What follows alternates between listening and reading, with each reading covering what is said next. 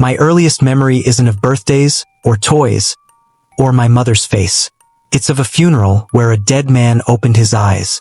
I was only 4 years old, too young to understand death, but old enough to make one tiny mistake. A mistake that almost got me killed. Because that night, after I poked a hole between a corpse's toes, something impossible crawled out. One of my earliest memories are from a funeral. At the time, I didn't understand that it was a funeral. It's a confusing thought. I wasn't scared or sad. It was just a lot of people that I knew gathered in one room. A lot of them were upset. That much I remember. But there was something else. There was a man in the room resting on a big table. There was an older woman in a row talking to us in a soft tone. At some point, my mother picked me up and we walked to the man on the table. He was being wrapped in plastic. I cried and my mother rocked me in her arms. I didn't understand that the man was dead. But how could I? I had never seen anybody die. A couple of the older kids were given blow dryers to help shrink the plastic. My mother put me down while she helped turn the body to get the wrapping right. I retreated to the end of the table where I played with my favorite Ninja Turtle toy. When no one was looking, I pricked a hole in the plastic just between the man's toes. It was an accident. I was playing and the toy had a sharp edge. I was a bit embarrassed and so I didn't say anything. We all sat there for hours singing songs and talking in hushed voices. The old woman in the robe was so kind and careful. I remembered her stroking my hair and kissing me on the cheek. All the children of the town were there, both the infants and the teenagers. And they didn't want us to sleep, but we couldn't help it. They gave us candy to keep us motivated. But I was barely awake when I heard the noise. I remember the plastic turning this thick ink like black, and then something slipped out right there in that hole that I had poked between his toes. Something moved. I remember drawing in a cold breath that made me choke. It was so cold that I could feel something crystallizing down my throat. My voice burned and my heart kept beating louder and louder. I didn't understand what was happening. The last thing I remember from that day was the kind old woman screaming at 2 men to hold me down as she hurried to me with a bone saw and an apologetic expression. Next thing I remember, I was in the hospital. It wasn't that bad. Getting fed through a tube in your arm is weird, but I got so many toys and comics from that day that it felt like Christmas all over. I had aches and pains, but they passed. Once I was okay, my parents sent me to live with my aunt in a neighboring town. I didn't like it, but they painted it as a great opportunity and a chance to meet new friends. They said that it was temporary, and I believed them. I hadn't met enough liars to know the signs.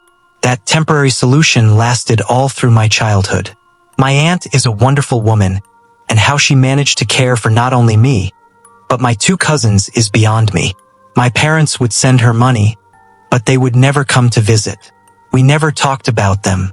And when they passed in the winter of 2016, I wasn't told until long after their funeral.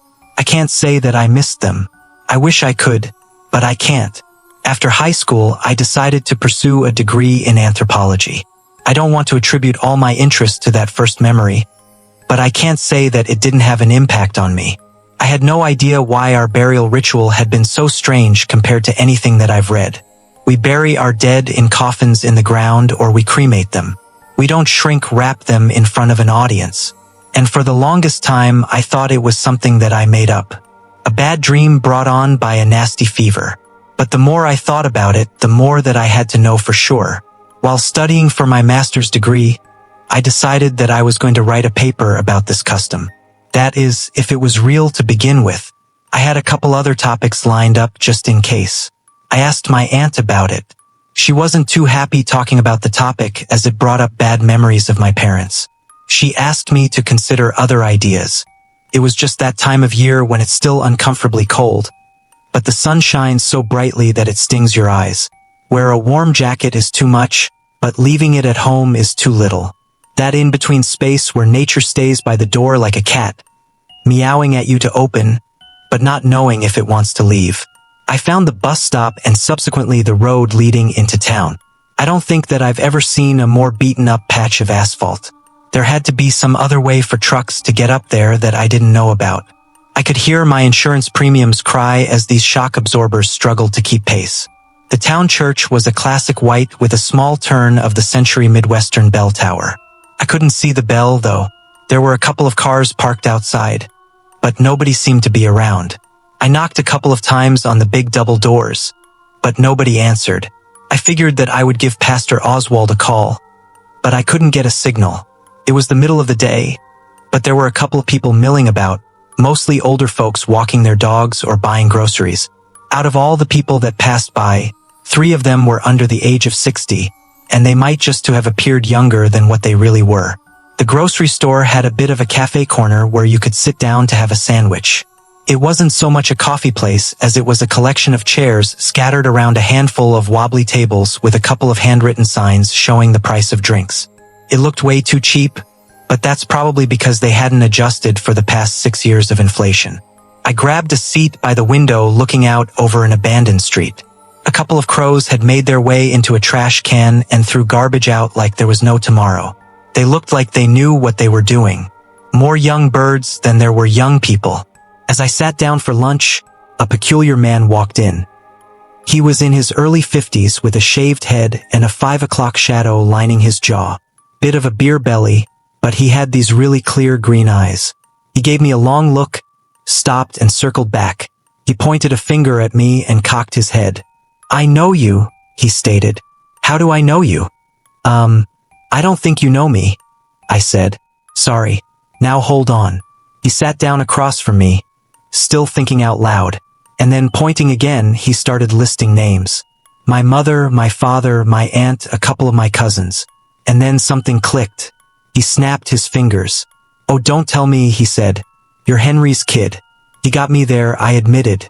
"You see the family resemblance, don't you?" I raised an eyebrow with that. He looked at me like I was an idiot. "Jerry? Uncle Jerry, Dad's brother." I'd never heard of an Uncle Jerry. Figures. He reached out of hand. I was hesitant at first, but he had a genuine smile.